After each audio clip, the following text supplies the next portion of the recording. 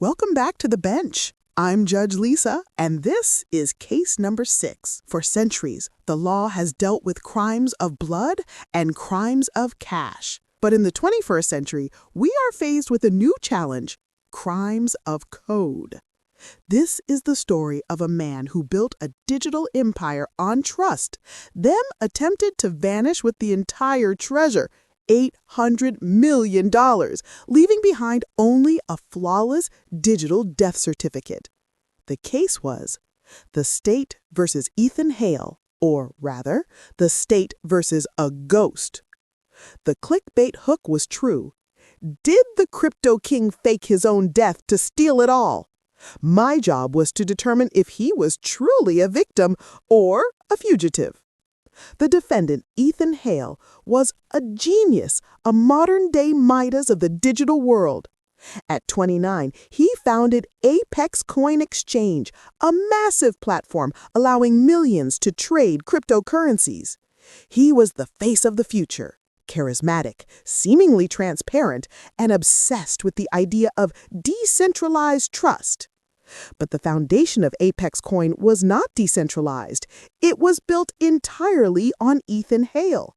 He held the master private keys, the critical passwords, to over 90% of the platform's assets, totaling nearly $800 million, belonging to over 1 million users worldwide. This was his digital kingdom, and he was the sole ruler. The crash came on a rainy Tuesday in December. The news broke. Ethan Hale was dead. The official story was that he died suddenly of a severe myocardial infarction, a massive heart attack, while on a humanitarian trip to a remote mountainous region.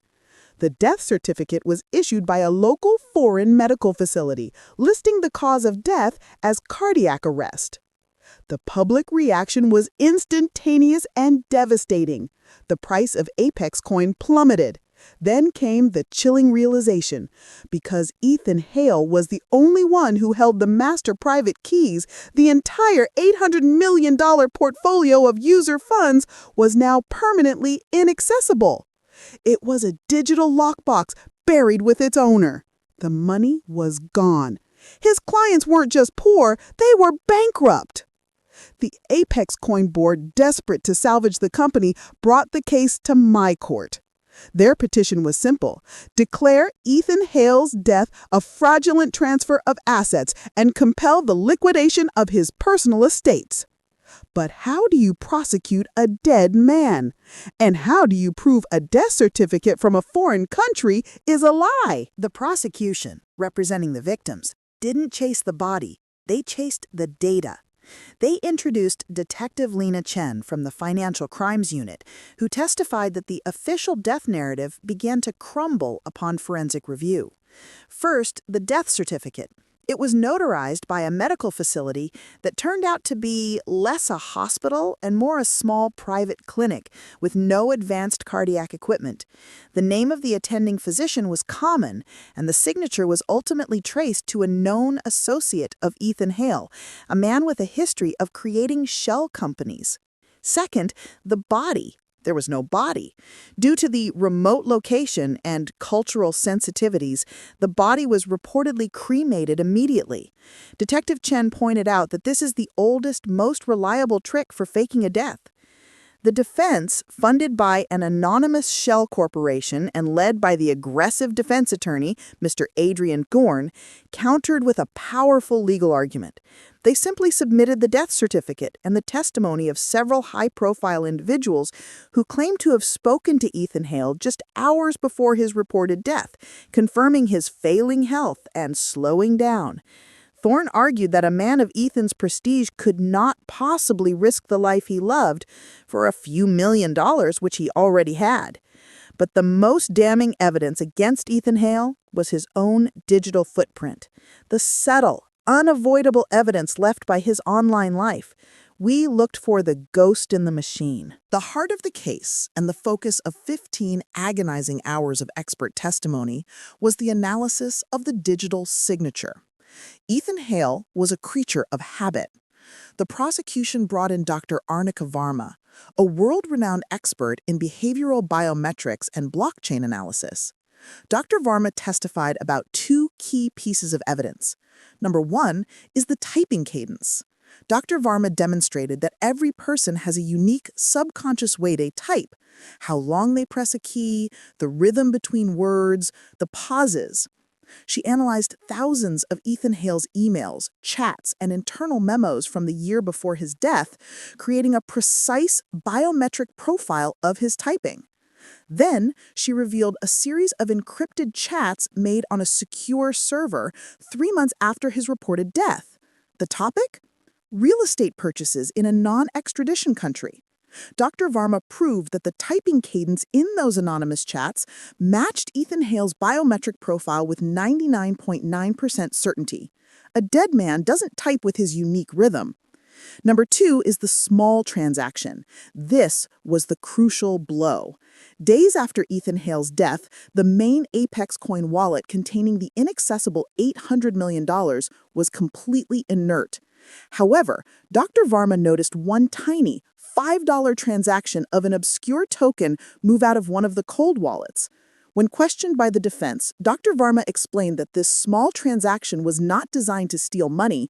It was a test transaction, a common practice among crypto experts to ensure their wallet is still active and they haven't forgotten the private key. She established that only the holder of the private key would execute such a test. The chain of evidence showed that the destination wallet for this tiny test transaction was one that had been used to buy a 1-month subscription to a niche, private luxury yacht brokerage service. A dead man does not look at yachts. The defense attorney, Mr. Thorne, tried desperately to discredit this, arguing that anyone could mimic a typing rhythm. But the jury saw the common-sense truth.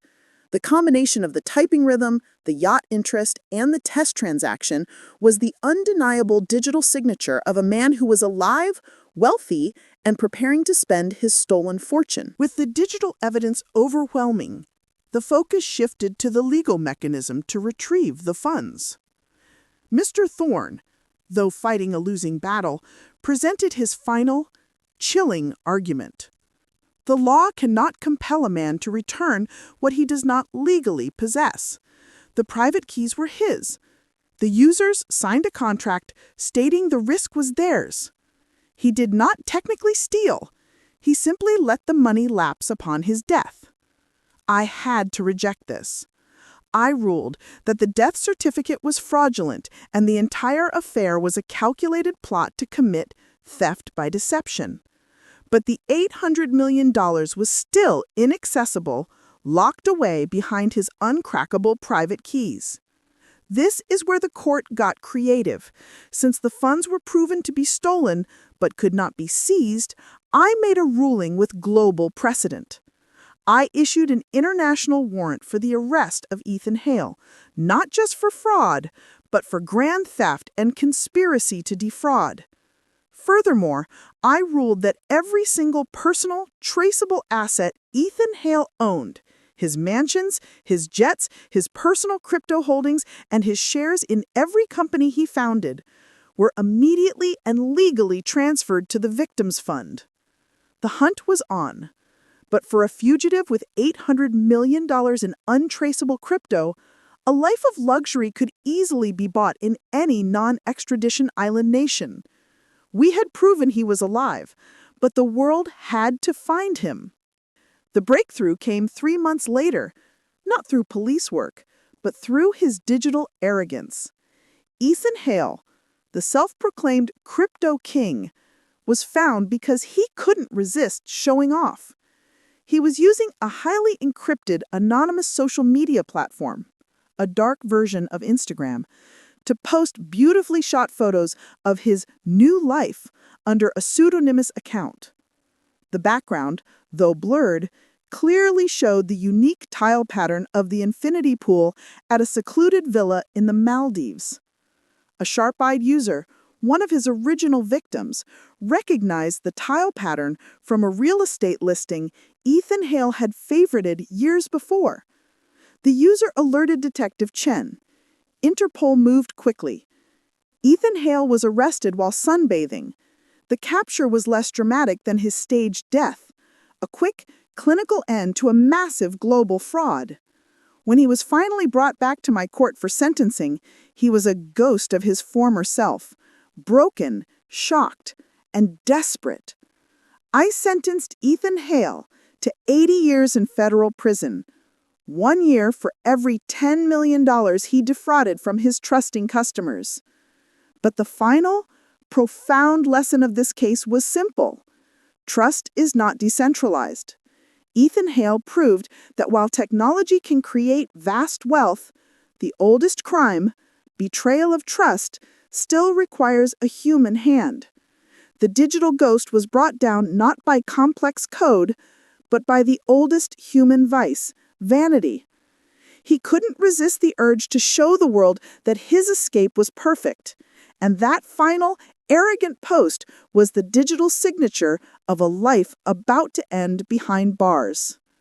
And that is the justice rendered in case number 6543123.